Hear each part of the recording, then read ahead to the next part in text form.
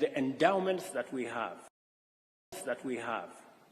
the huge energy resources that we have, green energy resources that we have in wind, in solar, in geothermal, in hydro, the huge resources we have in sustainable agriculture, because we have 2/3 of the world's uncultivated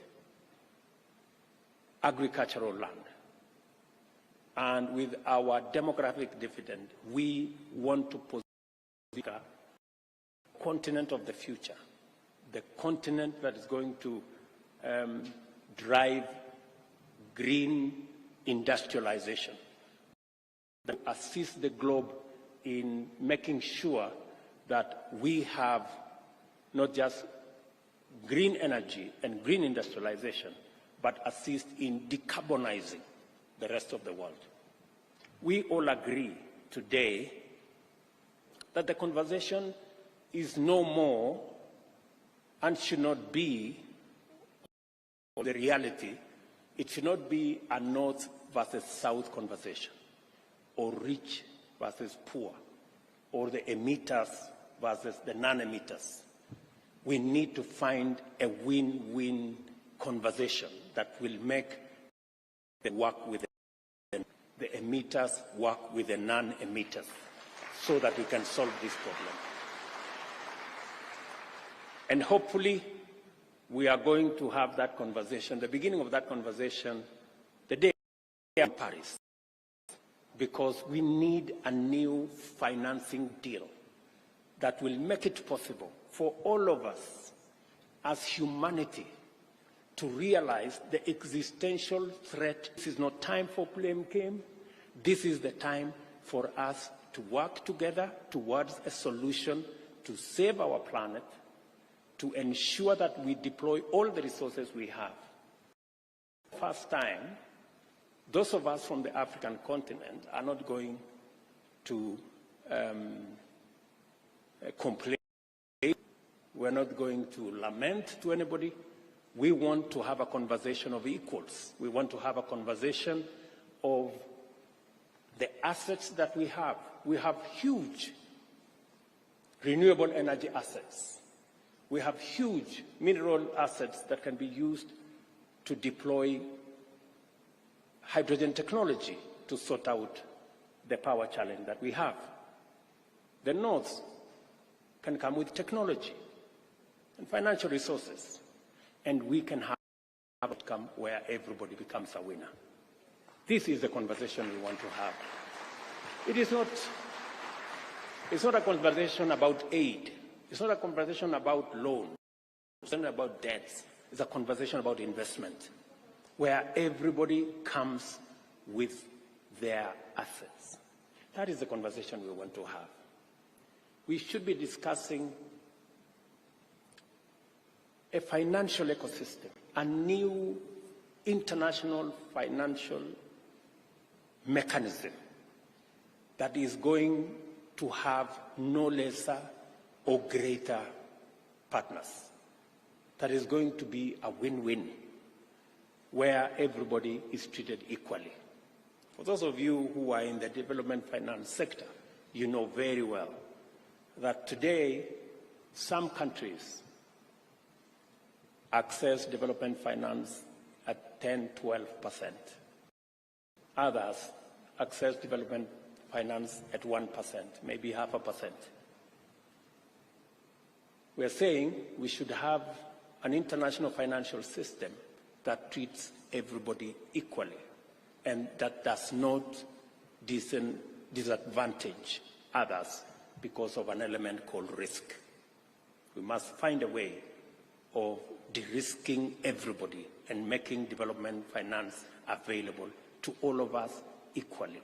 To ask for a fair international financial system is not to ask for too much. I think it's the fair thing to do. What we do not want is an unfair system, and any perpetuation of an unfair system is unfair to everybody. And the good news is, for the first time, climate change, there is no developing or developed country. We are all in the same boat. However hard you try, you cannot have unilateral action at the corner. If this place is burning, you cannot have an air condition at your corner. It will not work. You will have to find a way of sorting out everybody if you have to sort yourself out. So I think the sooner we realize that, the better for all of us, and we can all come around one table and have one conversation that gives win-win for everybody. This is why Kenya is honored to host the 25th Africa Energy Forum, and why I am delighted to have this opportunity to engage with you. I welcome all visitors, wish you all a pleasant stay in the green city in the sun, and enjoy to make a little time to experience the warmth, luxury, beauty, delight, and charms of magical Kenya. And as Minister Davis said, I welcome all of you to the conversation of a lifetime between the 4th and the 6th of September, when, as leaders from this continent, we will be sitting down to consolidate our position so that we can contribute to solving the climate change paradox. We are putting our thoughts together. I am hopeful that in Paris we will be able to configure and agree on a new financial deal, which we will consolidate and organize in September. We can globalize in the UN General Assembly later this year, and we can finally sign off and conclude in COP28. I am very hopeful that we are in the space to finally sort out what we started almost 20 years ago at the first Paris Agreement. A lot of tension has built over time. Today, we need to go back to the principles that brought us together when we sat in Paris many years ago, and we need to finally bring this to a conclusion. We've been at it for far too long. And I'm saying for far too long because 20 years is a long time. And we have seen that it is possible to make long-lasting, fundamental decisions without spending 20 years. Let me give you an example. The current World Bank and IMF were in a small city called Bretton Woods